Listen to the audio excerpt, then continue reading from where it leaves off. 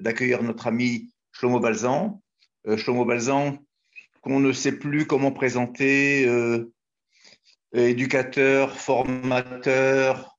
Quelque part, il m'a écrit dans la dédicace d'un de ses livres, Chasseur de mémoire, chasseur de traces. Voilà, je crois que ce sont plus des qualificatifs. Il a un métier qui est tellement particulier, une passion qui est tellement spéciale, que j'allais dire le mettre dans n'importe quelle définition, ce serait un peu trop limité. Ces dizaines et ces dizaines d'actions et de travail au sein du peuple juif, de l'éducation informelle, de la mémoire, et aussi, et j'ai eu le plaisir, comme je vous l'ai dit, de le lire à travers un livre très, très personnel qui s'appelle, je ne l'ai pas sur moi, donc je ne veux pas faire d'erreur, Le baume et la licorne, si je me trompe, voilà, où il a retracé un petit peu l'histoire des deux familles, de celle de son père, de celle de sa mère. Et je crois que ce soir, et c'est bien qu'on est un petit peu, j'allais dire, un petit peu en cercle intime, pour diverses raisons, nous raconter un petit peu un pan beaucoup plus particulier. En général, avec Shlomo, nous avons une vision très globale, très importante de l'histoire, de la grande histoire du peuple juif, des moments difficiles de son histoire à travers des épisodes parfois douloureux et difficiles. Et je crois que ce soir, on a le plaisir de rencontrer un Shlomo Balzan beaucoup plus intime à travers l'histoire tout simplement de sa maman, qui est une histoire très particulière évidemment. Il pourrait en être autrement. C'est une histoire qui recouvre aussi l'histoire de la Shoah et l'histoire du sionisme et l'histoire d'Israël et l'histoire de la communauté juive de France. Et voilà, je nous souhaite à tous une bonne conférence. Je sais que ça sera intéressant, même passionnant, je dirais, comme d'habitude. Je vous remercie de participer, de nous envoyer vos remarques ou vos questions au fur et à mesure de la conférence. Et je vous souhaite une bonne soirée. Merci encore, Shlomo, d'avoir répondu. Je remercie tous nos fidèles amis que je ne peux pas citer les uns avec les autres, qui ont voulu venir assister avec nous, même si c'est encore en Zoom pour quelque temps, et de se revoir très bientôt ou à Paris ou à Jérusalem. Toda Rabba. Merci, Avi. Alors, on va parler pas seulement de ma maman, mais un peu de ma maman, sa mémoire. Elle est décédée en 1995. Ma mère est montée en Israël en 1936. Alors, la première question que je me suis posée quand j'ai commencé à écrire sur ma mère, c'est de savoir qu'est-ce que c'est de faire son aliyah en 1936. Alors, en 1936, on est 3 ans après la prise de pouvoir par Hitler. Et depuis la fin des années 20 et dans le début des années 30, il y a effectivement beaucoup d'efforts pour que les gens montent en Israël. Alors, le plus bizarre, c'est que quand je montre les photos que vous voyez maintenant à l'écran, c'est des affiches de l'Agence juive et du Keren Hayesod et de l'appel unifié pour Israël. Alors, ça ne s'appelle pas du tout appel unifié pour Israël, ça s'appelle Help Him Build Palestine, ça s'appelle United Palestine Appeal, et c'est marqué en yiddish et en anglais et un peu. Et il y a je t'interromps juste le mot pour savoir si tout le monde a à l'écran ton PowerPoint. Yasmine, tout le monde voit? c'est bon. Oui, on voit, on a fait le test. Okay. Alors, c'est marrant parce que quand je raconte ça aujourd'hui et que je montre ces affiches, personne ne comprend de quoi je parle. Quand on parle de la Palestine dans les années 20 et 30, on parle d'autre chose qu'aujourd'hui. Et je me rappelle même que quand Paul Rothman a créé le Bnei Akiva à Paris, il y avait marqué jeunesse juive traditionnaliste pro-palestinienne. C'était dans les années 46-47, avant la création de l'État d'Israël. Donc aujourd'hui, on ne comprend pas très bien. Alors, c'est quoi monter en Israël en 1936? Il faut bien comprendre d'abord qu'on est 3 ans après la montée de Hitler et qu'il y a un effort qui est fait de dire aux gens qu'il faut monter en Israël et qu'il faut aider les gens en Israël pour construire Israël. Et ma mère est montée en 1936 et on va voir dans quelle atmosphère elle est arrivée en Palestine britannique ou en Israël d'aujourd'hui. Premièrement, dans les années 30, il faut bien comprendre que le monde est fermé aux Juifs. c'est-à-dire les Juifs qui commencent à vouloir sortir d'Allemagne. Au fur et à mesure que Hitler assure son pouvoir, eh bien, le livre blanc britannique sur la Palestine existe, c'est-à-dire que depuis le début des années 30 et même après un peu plus, le livre blanc interdit de monter en Palestine britannique. Même les USA sont fermés. Il y a on voit ici à droite une caricature où on voit la Statue de la Liberté qui dit Keep out, tirez-vous, l'Amérique est fermée. En tout, il n'y a que quelques 50 000 Juifs qui ont réussi à entrer en Palestine dans les années 30.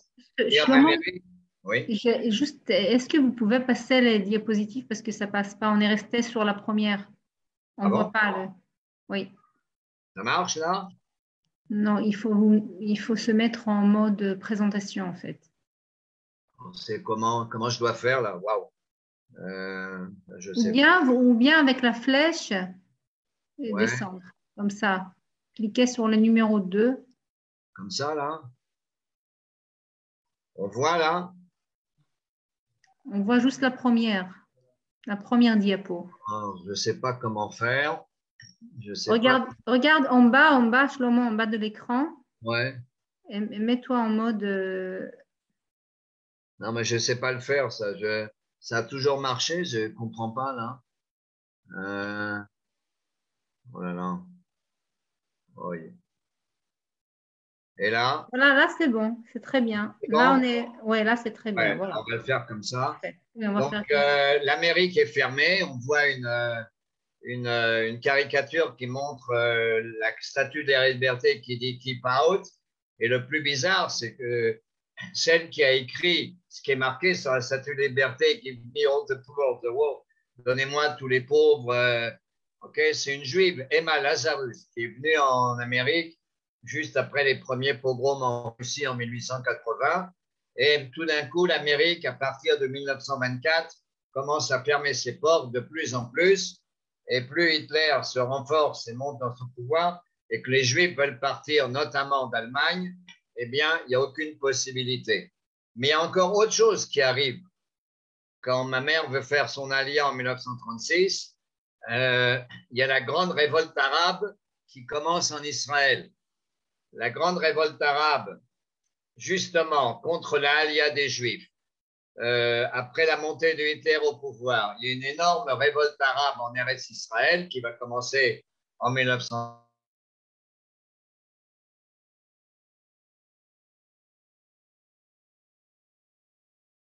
Ça marche là? Vous m'entendez? OK. En 1936 va commencer la grande révolte arabe en Israël, dont on va parler. Et c'est-à-dire que ma maman, quand elle va monter en Israël, elle va tomber à une période incroyable. La grande révolte arabe, on tire partout, partout, partout. C'est très dangereux de se balader en Palestine britannique. Les Britanniques ont fermé la porte de la Palestine pour avoir un visa et on va voir comment on va l'obtenir. C'est très difficile. Le monde est fermé. Hitler commence à monter de plus en plus au pouvoir. Et on est après les lois de Nuremberg en plus. La guerre n'a pas encore commencé. Mais c'est à ce moment-là que ma maman a décidé de faire son alia. Donc, ce n'est pas du tout évident dans quel cadre on fait son alia. Donc, j'ai toujours posé des questions à maman. Elle n'a toujours pas répondu. Il y a beaucoup de choses sur lesquelles elle ne m'a pas répondu. Pourquoi elle fait son alia à ce moment-là? Alors, on voit là, c'est bon? C'est passé? OK. Alors, qui est ma maman? Ma maman, Myriam Einhorn, elle est venue de Pologne quand elle était toute petite avec son père, Jacob Einhorn, et des frères et sœurs, dont on va parler tout à l'heure. Et elle habite dans l'île Saint-Louis. Ils habitaient la fondation Alphen, qui existe encore au 12-10 rue des Deux Ponts à Paris, que vous connaissez bien sûr. Et dans la fondation Alphen, dès le début des années 20, il y a un local des éclaireurs et éclaireuses israélites de France. Alors, ma maman, qui va faire sa bat mitzvah, c'est ce qu'on voit ici, initiation religieuse à la synagogue des Tournais. En 1927, maman va rentrer très rapidement au ZI, puisqu'ils sont dans le même bâtiment. Dans le bâtiment où elle habite, au 10-12 rue Zé-le-Pont, la fameuse fondation Alphen, qui avait été créée pour des immigrés juifs qui viennent de Pologne. Ma maman vient de Pologne, où elle est née, à Gorlitz, à côté de Cracovie. Elle commence à travailler aux éclaireurs et éclaireuses israélites de France. Là, on la voit dans une colonie des ZI. Alors, c'est une des... Là, je montre avec la flèche, je ne sais pas si on voit. Ça, c'est ma maman. Et elle est madricha, elle est monitrice, animatrice, on dit, aux éclaireurs israélites. Mais j'ai lu un livre il n'y a pas longtemps de Levana Frank sur l'histoire de la Shomer Hatzair en France. Et il y a tout un groupe d'EI, c'est ce groupe-là, qui va plus tard rejoindre la Shomer Hatzair. Ils vont rejoindre les sionistes et les sionistes socialistes. Et ce qui est marrant, c'est que la madricha de ma mère, la responsable, ma mère était madricha des petits, mais elle-même, elle a quelqu'un au-dessus d'elle. La dame qui est là, tout à fait à gauche, sur la rangée ici, s'appelle Madame Lou Kadar. Lou Kadar va monter en Israël aussi en 1935 et elle va devenir ensuite la secrétaire particulière de Madame Golda Meir. C'est-à-dire qu'au sein des ZI, il y aura une espèce de scission. Beaucoup vont rejoindre les groupes sionistes et sionistes socialistes, notamment la Shomer Hatzair, et maman va grandir dans une atmosphère extrêmement sioniste, et elle veut partir en Israël, notamment Lou Kadar pousse les jeunes, c'est maintenant qu'il faut partir, c'est maintenant qu'il faut partir, quelles que soient les difficultés, on monte en Israël. Et ma mère arrive en Israël, donc, en 1936. Elle reçoit, alors là, on voit Jewish Agency for Palestine, l'agent juif pour la Palestine.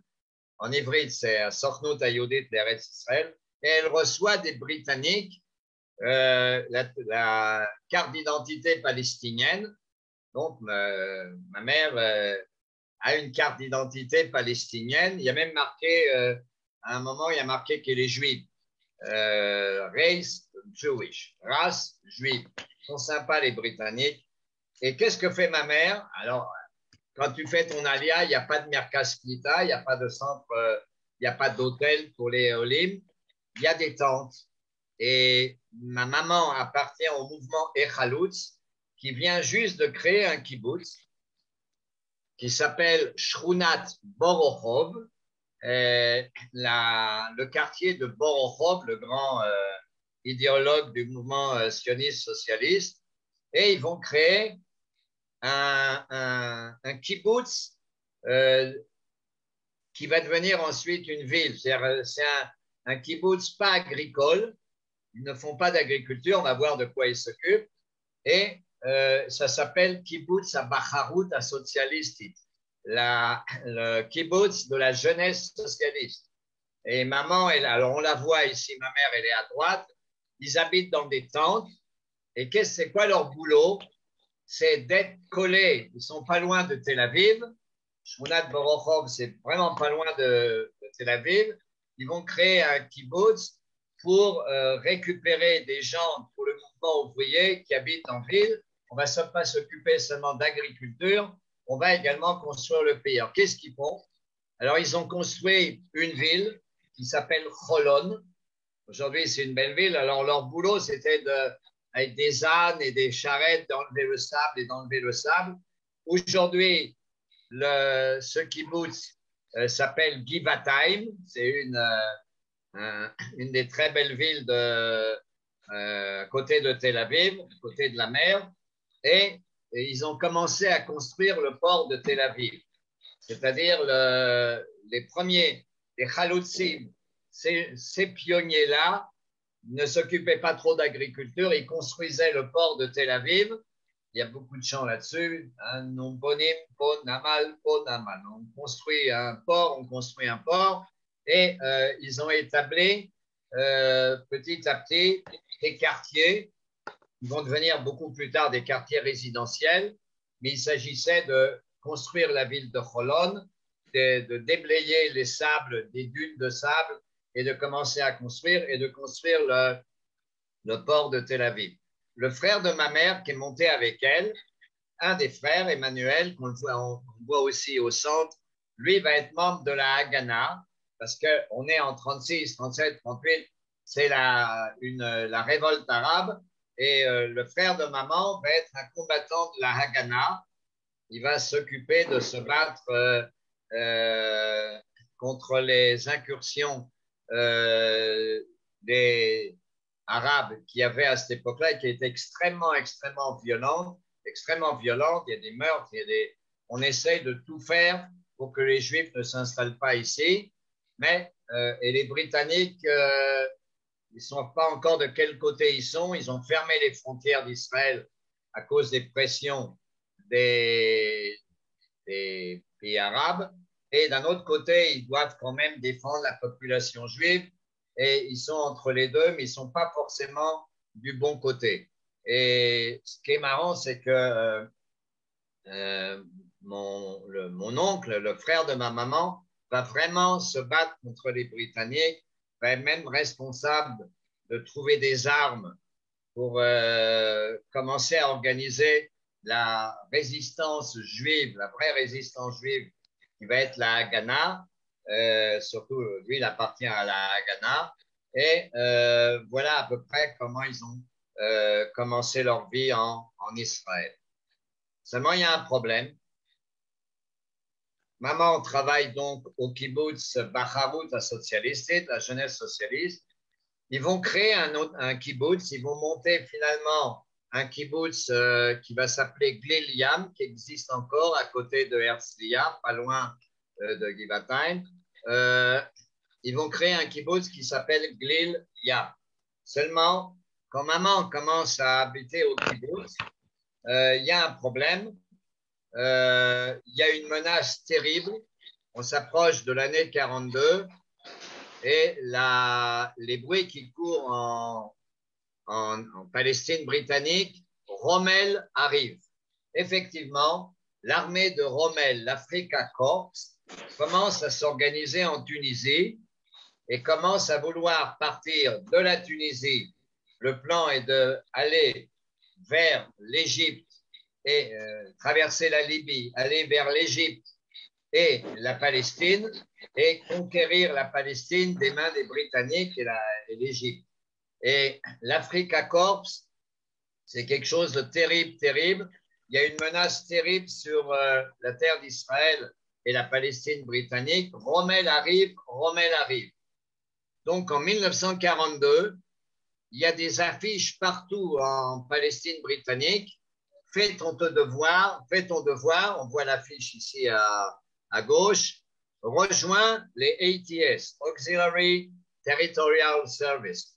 Le service territorial, c'est on demande aux Juifs d'Eretz Israël, aux Juifs de Palestine, de s'engager dans l'armée britannique. La menace de Rommel est tellement grande et tout le monde pense qu'entre Rommel et Montgomery, Rommel est beaucoup plus fort, le renard du désert, il va tout gagner. Il est clair qu'un jour ou l'autre, l'armée allemande va débarquer en Palestine. Et maman va s'engager dans l'armée britannique. 5 000 jeunes femmes et 30 000 jeunes gens juifs vont s'engager dans l'armée britannique, ce qui va devenir plus tard, qui va prendre plus tard le nom de brigade juive. Donc maman va être soldate dans la brigade juive. Elle va s'engager dans l'armée britannique en août 42. Alors, on voit ici sa carte de membre de la Jewish Legion, de la brigade juive. Ma mère est une des femmes qu'on voit au milieu. Alors, finalement, elle a été prise pour être conductrice de jeep et de camions. Elle a travaillé dans l'armée britannique comme chauffeuse. Et il y avait ou infirmière pour les femmes, ou infirmière, ou télécommunications, ou chauffeur, ou infirmière. Bon. Alors, elle a pris chauffeur et elle a rejoint l'armée britannique. Mais là, il y a quelque chose que je tiens à vous dire, que j'ai découvert beaucoup plus tard, c'est qu'elle s'est engagée dans l'armée britannique en août 1942. Elle s'engage dans l'armée britannique en août 1942. Maintenant, il y a un problème. Pourquoi? À part son frère Emmanuel qui est avec elle en Palestine, la majorité de la famille, Ainor, la famille c'est-à-dire le père de ma maman et des frères et des sœurs sont restés en France.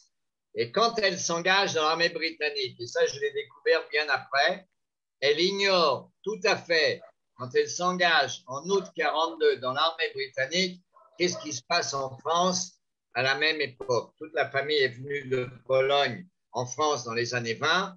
Et qu'est-ce qui se passe? Alors son père, qui est un grand rabbin, le rabbin il est Jacob Einhorn, on le voit ici au milieu, c'est mon grand-père, il était rabbin, il a créé une synagogue avec le rabbin frankfurter rue du Bourg-Thibourg, qui existe encore, cette synagogue, il y a encore son nom sur les murs. Et lui, il était très, très religieux, il était chassid. Maman était sioniste. Un des frères de ma mère, qu'on voit ici à droite, Marcel, lui, il était du Bund, il était communiste. Il va rejoindre les FTP-MOI, les francs-tireurs et partisans. Il va mourir à Bergen-Belsen. Il va tuer beaucoup d'officiers allemands. On l'appelle le petit Marcel dans la 35e brigade FTP MOI à Toulouse, dans le sud. Et lui, il a un revolver et il doit liquider ou des hauts fonctionnaires allemands ou des collaborateurs. Et lui, il va mourir à Bergen-Belsen. Un autre frère, Maurice, qu'on voit au milieu, lui, il va être déporté à Auschwitz avec son père. En août 1942, il va être déporté avec son papa. Et une des sœurs de ma mère, Florette, qu'on voit ici, va être également déportée et mourir à Auschwitz. Et un des frères de ma mère, Mandel, lui va être dans l'armée française. Il va être pris comme prisonnier français, mais lui, il va rester dans un stalag et il va survivre. Mandel va survivre. C'est-à-dire que quand maman s'engage dans l'armée britannique, elle l'ignore tout à fait. Il y a très peu de contacts en lettres et c'est très difficile de savoir ce qui se passe en Europe. Mais par hasard, entre guillemets, elle s'engage dans l'armée britannique en même temps où une grande partie de sa famille est déportée et assassinée. Donc ça, j'ai découvert ça plus tard et ça m'a beaucoup influencé, la petite histoire dans la grande histoire. À Tunis, quand Rommel commence à avancer avec son armée, se présente un Allemand qui s'appelle Walter Rauff, qui vient pour parler avec Rommel. Et il lui dit, Monsieur Rommel, je suis Walter Rauff. Walter Rauff était responsable des camions à gaz de Chelmno. C'est lui qui a organisé le camp de la mort de Chelmno et les camions à gaz. Et il se présente à Rommel et il dit, j'ai fait un groupe que j'appelle Einsatzgruppen Égypte, groupe spécial Égypte. Quand toi, tu vas avancer avec ton armée vers l'Égypte et la Palestine, là, on arrive, nous, on va liquider les Juifs comme on a fait avec l'armée quand on a envahi l'Union soviétique. Il y avait 4 groupes de Einsatzgruppen en Russie, en Union soviétique. Là, on arrive, on tue les Juifs. Rommel l'envoie balader. Il dit, je ne veux pas entendre parler de toi. Rommel n'était pas aussi nazi que on pourrait bien le croire, mais Walter Rauff, avec son équipe, il repart en Grèce et il attend. Et finalement, on va voir qu'il va revenir. Walter Rauff, il y a des textes terribles sur lui. Il y a 2 écrivains, 2 historiens allemands qui s'appellent Küppers et Mellmann. Ils ont écrit en anglais, c'est beaucoup moins diplomatiquement correct, politically correct. Ça s'appelle La Palestine nazie.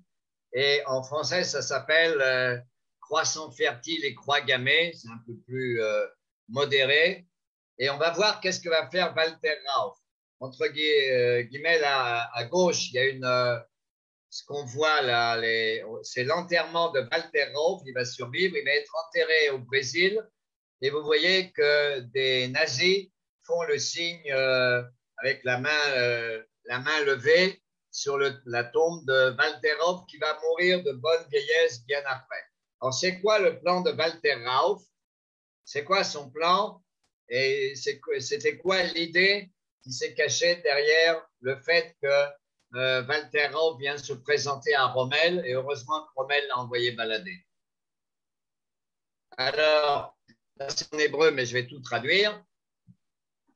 On va voir le rôle du Moufti de Jérusalem. Le Moufti de Jérusalem, Hadj el-Husseini, qu'on voit ici à droite avec Hitler, lui, il est poursuivi en Palestine, ensuite en Syrie, ensuite en Irak par les Britanniques pour être un fou islamique qui veut tout foutre en l'air, pas seulement les Juifs, mais également les Alliés.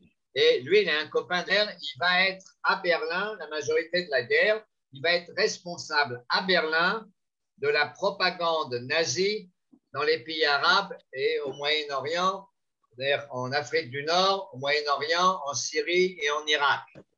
Et il est beaucoup écouté. Alors, un de ses copains, qu'on voit ici en haut, sur la gauche, c'est Rachid El-Ghaliani. Lui, c'est en Irak, pro-nazi. Il veut tout faire pour chasser les Anglais de cette région-là. En plus, il y a les Français collabos, les gens de Pétain, l'armée française, mais la mauvaise armée française qui est en Syrie et qui menace également la Palestine britannique. Et Rachid El-Ghaliani, lui, se joint avec une propagande antisémite et pro-nazi, vraiment d'une façon incroyable. Un autre qui se joint à lui, il est au milieu, c'est Izzadim El-Qassam. Izzadim El-Qassam va être tué par les Anglais pendant la grande révolte arabe. Puis c'est vraiment un assassin et un terroriste terrible qui organise des groupes pour tuer les Juifs, les Anglais et tout ce qui bouge, et avec une propagande pro-nazie incroyable. Dont les Palestiniens se revendiquent énormément aujourd'hui. Oui, alors Izzadim El-Qassam, c'est devenir aujourd'hui, les brigades Izzadim El-Qassam, c'est en son nom. Okay, à Gaza ou dans d'autres endroits, il y a des brigades Izzadim El-Qassam. Lui, c'était un énorme ennemi. Toute la propagande qu'on a aujourd'hui, islamiste radicale, c'est Izzadim El-Qassam. Mais il y en a un troisième qu'on voit en bas, qui a créé en 1928 un petit mouvement qui n'est pas tellement connu. Il a créé ça au Caire en 28-29. Ça s'appelle les Frères musulmans. Alors, il s'appelle Hassan El-Banna. Alors, vous le connaissez parce qu'il a un petit-fils qui est assez connu qui s'appelle Tariq Ramadan.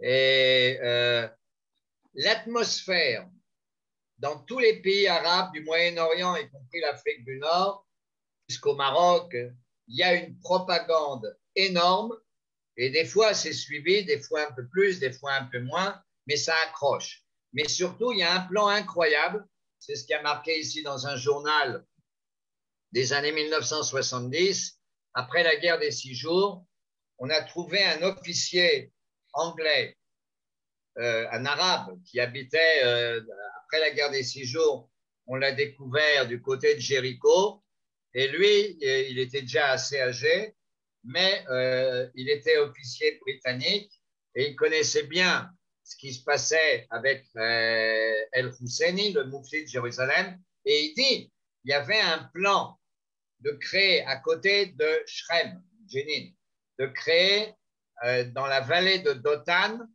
un camp de la mort avec des crématoires, de tuer les Juifs par balle, de tout le Moyen-Orient, c'est-à-dire de toute l'Afrique du Nord. Bien sûr, les Juifs de Palestine seraient abattus et bon, ben, c'est resté sur le papier, mais il faut bien comprendre que l'atmosphère en Israël, dans les années 42, il y a eu 200 jours qu'on appelle les 200 jours de panique.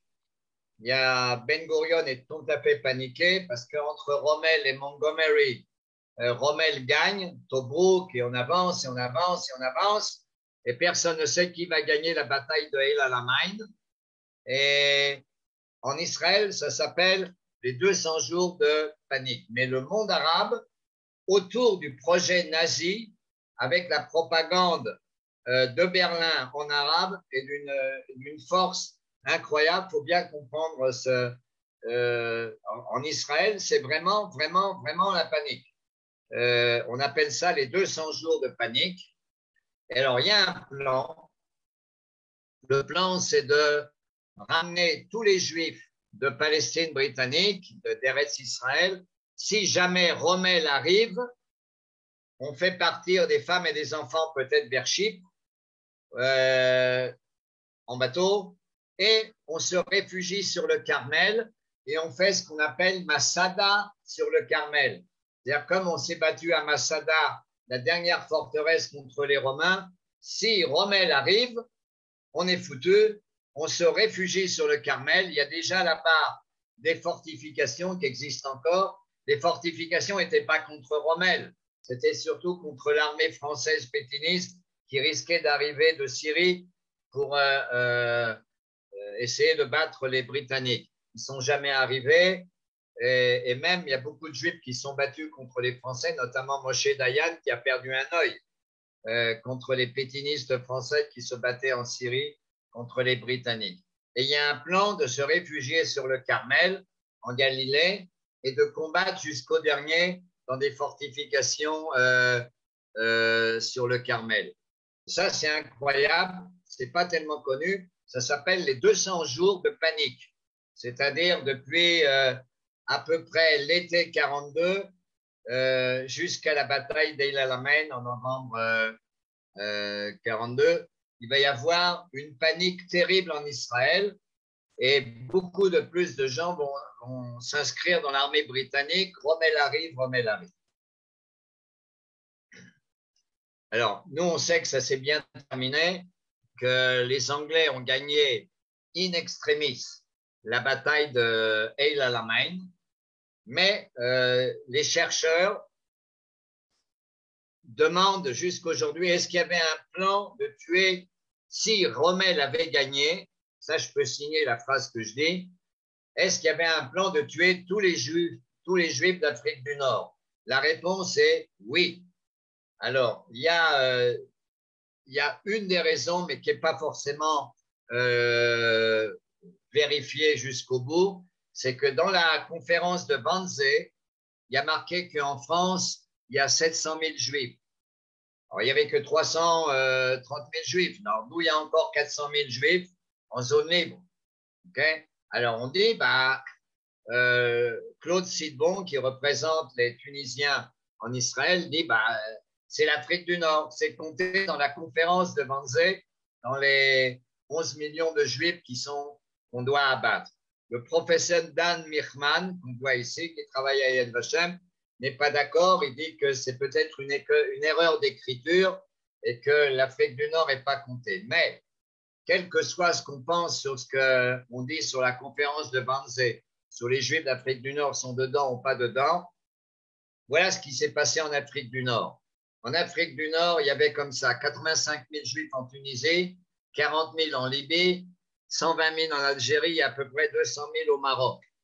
Et il y a un plan de mettre d'abord dans tous les pays, alors les Allemands vont occuper surtout la Libye où il y a les Italiens et la Tunisie, mais en Algérie, au Maroc, même en Tunisie et en Libye, il y aura des camps.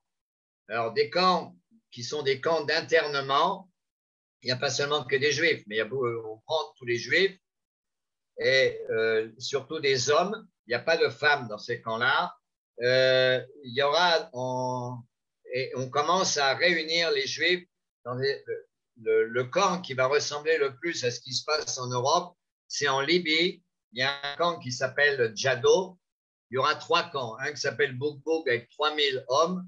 Un autre qui s'appelle Sidi Azaz, il y a 3000 hommes. Et il y a le camp de Djado où il y aura des femmes, des hommes, des enfants, exactement comme un camp en Allemagne ou un ghetto en Allemagne. Et beaucoup de gens, à peu près 600 sur les 2600, vont mourir de faim, de maladie. Et de Libye, c'est un des pays où on va envoyer en Europe à peu près 500 personnes dans les camps de Bergen-Belsen. Ça, c'est le camp de Djado, qui était un camp horrible. Certains, les hommes, étaient occupés à construire des voies ferrées pour les Allemands, et les Italiens dominaient là-bas, mais les Allemands dirigeaient un peu les opérations. Ça, c'est le camp de Djado. 476 Juifs de Libye qui avaient un passeport britannique ont été envoyés en Italie et de là-bas à Bergen-Belsen. Ils les ont tous gardés vivants, sauf 5 qui sont morts. Pourquoi ils les ont gardés vivants? Parce qu'à Bergen-Belsen, on gardait des prisonniers qui ont un passeport britannique pour les échanger avec des soldats allemands. Donc, c'était un camp d'échange. Il y avait la même chose en France à Vittel. En Tunisie, par contre, vous vous rappelez que Walter Rauff, qui voulait se joindre à l'armée de Rommel pour massacrer les Juifs le long du chemin, il a été envoyé par Rommel. Alors, il revient en Tunisie quand les Allemands occupent la Tunisie. Pourquoi ils occupent la Tunisie? Depuis novembre 42 jusqu'à mai 43, parce que tout le monde sait qu'il va y avoir un débarquement allié en Afrique du Nord bientôt. Donc, on amène les SS et là, il y a vraiment exactement comme en Europe, il y aura l'étoile jaune en Tunisie. On ramasse les Juifs, notamment la grande synagogue de Tunis. On fait venir les Juifs sous prétexte d'une réunion de la communauté juive. On arrête tous les Juifs, notamment les hommes, et on les envoie travailler dans 30 camps d'internement de travail très dur en Tunisie. Et voilà, ça c'est à Tunis, et on ramasse tous les Juifs, que des hommes, pour travailler dans des camps de travail terribles où des centaines vont mourir de travail, et très peu vont être déportés. Il y a seulement à peu près entre une trentaine ou une cinquantaine de gens qui vont être déportés de Tunisie vers l'Europe, notamment des gens liés à des mouvements de résistance, des Juifs. Mais il y aura surtout un recrutement pour travailler comme esclaves. Et il y aura un Judenrat, il y aura un conseil juif. Alors, il s'appelle Paul Guez. Certains d'entre vous, bien sûr, connaissent le nom. Il est avocat. C'est lui qui va être nommé par les Allemands. C'est lui qui recrute. C'est lui qui doit donner. On lui demande, on veut 1000 esclaves. C'est toi qui, dans la communauté juive de Tunis ou ailleurs, dois trouver des esclaves. Et on a beaucoup de témoignages de ce qui se passe dans ces camps. C'était très, très difficile. On a un monsieur qui s'appelle Eliaou Shama qui était de Sousse, qui a travaillé qui a travaillé à Sousse dans un camp de travail terrible. Et ça, c'est en Tunisie, il y avait vraiment une présence SS allemande, beaucoup plus qu'en Libye où c'était surtout les Italiens. Et là, ça ressemble beaucoup à ce qui se passe en Europe. Albert Memmi en parle beaucoup dans sa statue de sel, je l'ai mis en hébreu, mais c'est la statue de sel de Albert Memmi, où il parle vraiment on sent le traumatisme des Juifs tunisiens de l'occupation allemande. Au Maroc, alors il n'y avait pas les Allemands, c'était les Français, les collabos. Alors le roi du Maroc, Mohamed, a aidé les Juifs. C'est ce que disent toute la communauté juive. Mais il y avait des camps et des camps de travail. Il y avait des camps d'internement, surtout entre 4 000 et 10 000 Juifs ont été internés au Maroc dans les camps, notamment beaucoup de Juifs qui sont enfuis de Marseille, qui ont essayé de rejoindre le Maroc. Pourquoi le Maroc? Parce que du Maroc, on peut avoir l'Atlantique. On peut partir de Tanger, qui est du côté espagnol neutre, ou de Casa. On peut partir vers l'Amérique puisque l'Atlantique est ouvert. Le problème, c'était d'avoir un visa pour entrer en Amérique. Mais il y a eu des réseaux d'évasion. Maintenant, Serge Klarsfeld a fait une étude, si déjà on parle de l'Afrique du Nord, qu'à peu près, la liste de Klarsfeld, 11% des Juifs de France déportés viennent d'Afrique du Nord.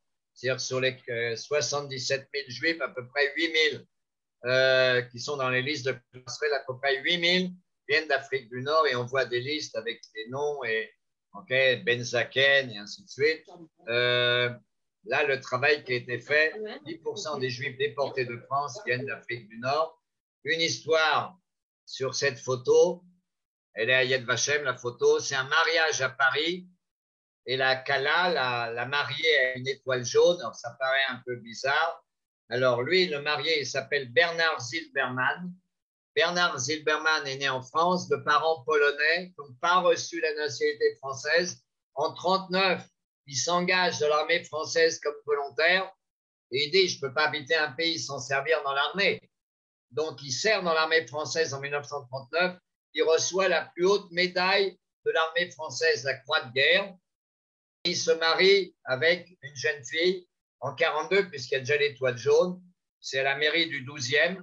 Alors, elle s'appelle Fortunée Behar. Son maman, Amar, est du Maroc. Son papa, Behar, est d'Égypte. Et je suis connu, pas seulement à Yad Vashem, pour dire je ne sais pas ce que c'est qu'un Ashkenaz, je ne sais pas ce que c'est qu'un Sfarad. J'ai un seul petit peuple juif. Alors, comme ils ont été déportés, mais pas tout de suite. Elle est enceinte. Ils sont déportés. Ils sont arrêtés en janvier 1943. On les met à Drancy. On ne les déporte pas. Pourquoi? Elle est enceinte. On ne déporte pas les femmes enceintes. On l'a fait accoucher à l'hôpital Rothschild. Et ensuite, on attend que la petite fille, Claudine, ait quelques mois. On la ramène à Drancy et on les déporte tous les trois. Et pourquoi lui, on n'a pas déporté avant? Il n'est pas enceinte, Bernard. Ah oui, mais il était héros de guerre. Merci la France. Alors, s'il est héros de guerre, il va être déporté avec sa femme et sa fille. Ils lui ont fait une faveur. De France, beaucoup de déportés, comme Young Perez, le boxeur, qui lui vient de Tunis, et Alfred Nakache, Freddy Nakache, le nageur. Freddy Nakache va survivre. Young Perez va mourir à Auschwitz. Freddy Nakache, lui, va survivre, mais sa femme et sa fille qu'on voit vont mourir à Auschwitz. C'est raconté par notre ami, c'est Chrono Libracha Noir Klieger, qui a beaucoup raconté sur ces gens-là. Et bien sûr, un des Marocains qui vont être déportés de France, c'est notre ami Maxi Libratis, Chrono Libracha, qui nous a quittés il y a à peu près 2 ans, un peu au début du Corona, qui est un des plus grands donateurs de Yad Vashem. Famille qui vient du Maroc, il a été déporté à Auschwitz, il a survécu et il a beaucoup réussi en tant que tailleur et c'est un des plus grands donateurs de Yad Vashem. Maintenant, qui a libéré Alger?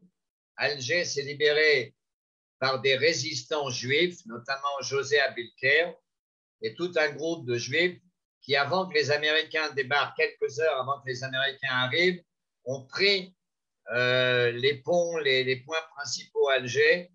Donc la résistance juive sort de l'ombre et beaucoup de juifs qui étaient proches des gaullistes et de la résistance anti-nazie, José Abilker va être un des ceux qui vont libérer Alger. Ensuite, il va partir pour se battre en Europe.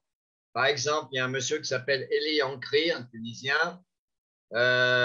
Lui, il va s'évader d'un des camps de travail de Sousse et il va réussir à se cacher et à rejoindre l'armée des Alliés quand ils arrivent. Et lui, il va s'engager dans l'armée française libre et il va participer au débarquement en Normandie. Il va même arriver jusqu'à Berlin. Il va participer même, après le débarquement en Normandie, à la libération de Paris. À peu près, on pense, entre 3000 et 4000 jeunes juifs du Maghreb vont se joindre aux Français libres pour continuer à se battre en Europe. Et ça, vous voyez donc l'image du Moyen-Orient est sous la menace nazie. Si Rommel avait gagné, il est clair et net qu'aujourd'hui, on n'aurait pas compté de juifs, même en Afrique du Nord. Il y avait même, les Italiens ont commencé à tuer des juifs éthiopiens, des Kaïsim, rabbin juif éthiopien à Addis Abeba. Et il y avait un plan même que si le Moufti établit son camp de mort dans la vallée de Dothan, en nord d'Israël, en Galilée, on fasse même venir des Juifs de Aden. Il y avait même un plan de faire venir des Juifs vraiment de loin pour les massacrer dans la vallée de Dothan. Mais tout ça est resté complètement en l'air. Mais il faut bien comprendre ce qui pesait sur les Juifs d'Afrique du Nord et la Palestine, évidemment. Donc, il faut bien comprendre dans quel état d'esprit maman a fait son alia. C'est incroyable de décrire tu fais ton alia quand on est en plein dans une situation aussi terrible.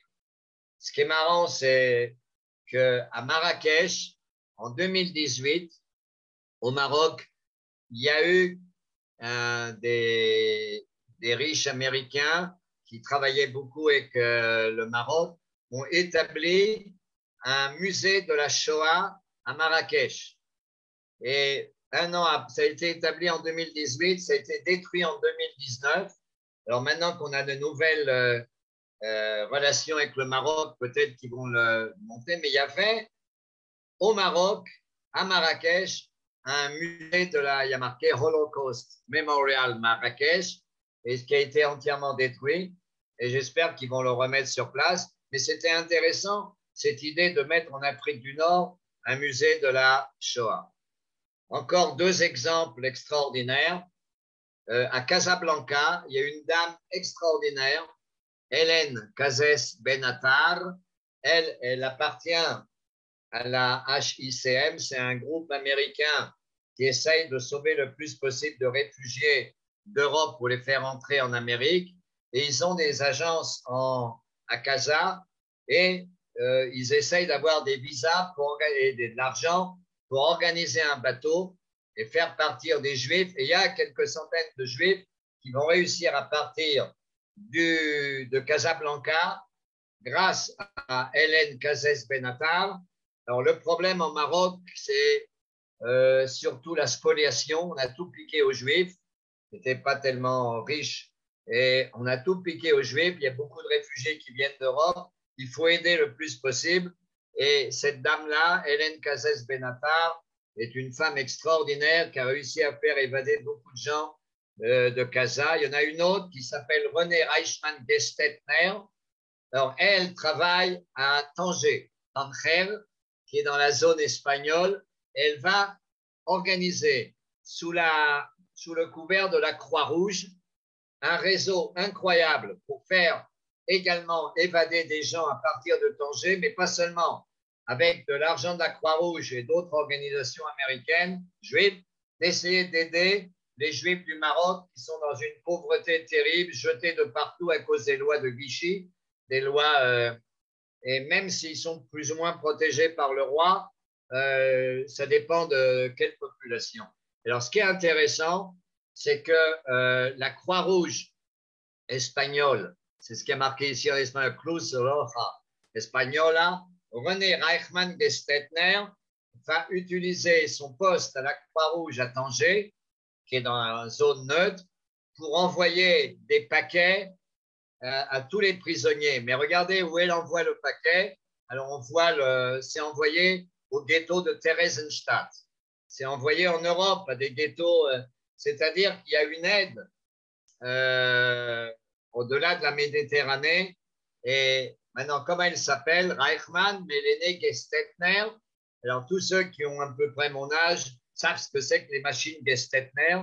C'est une famille juive qui a inventé des machines à imprimer. Aujourd'hui, quand je dis Gestetner à des jeunes, ils ne savent pas de quoi je parle exactement. Mais René Reichmann-Gestetner à Tanger va organiser un réseau extraordinaire d'aide aux Juifs. La Shoah en Afrique du Nord va être ressentie. Alors là, on est à Rabat et il y a une Haggadah de Hitler, la Haggadah de Hitler. De même qu'à Purim, ils ont écrit un texte à la place de Haman, on dit Hitler. Il y aura une Haggadah qui raconte, qui est basée sur les événements de la Shoah. Et ça, c'est en Afrique du Nord, c'est à Rabat. Le monsieur, il s'appelle Nissim Ben Shimon, Simon le coiffeur. Il y a même son adresse à Rabat. Et donc, le poids de la Shoah en Afrique du Nord, d'après moi, est beaucoup plus important, bien sûr, qu'après qu'on a découvert ce qui s'est passé en Europe. Alors, il y a des comparaisons, c'est moins grave, c'est ce qui est vrai. Il y a moins de gens. Mais il y a la menace, il faut bien comprendre, c'est ce que dit Albert Memmi, la menace qu'il y avait sur le judaïsme et sur la Palestine britannique était énorme. Finalement, on va terminer, j'ai encore quelques minutes. Ma maman va se retrouver donc en Afrique du Nord. En général, ce sont les femmes vont arriver surtout jusqu'en Libye et pas plus loin.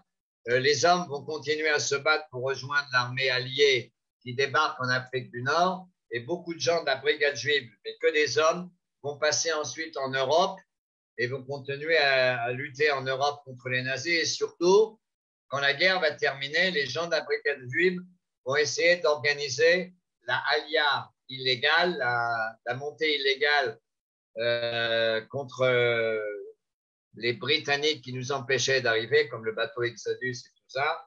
C'est des gens, il y a beaucoup de gens de la brigade juive qui vont participer à cette alia. Mais ma mère m'a raconté qu'en Égypte et en Libye, quand elle arrivait avec des soldats d'Eretz Israël, bien qu'ils aient l'habit britannique, l'uniforme britannique, ils avaient sur l'épaule le Magen David. Il y avait marqué Brigade juive, Jewish Legion, et il y avait le Magen David. Ils avaient le droit de mettre sur leur épaule le signe, des signes juifs, notamment la Magen David, la Brigade juive.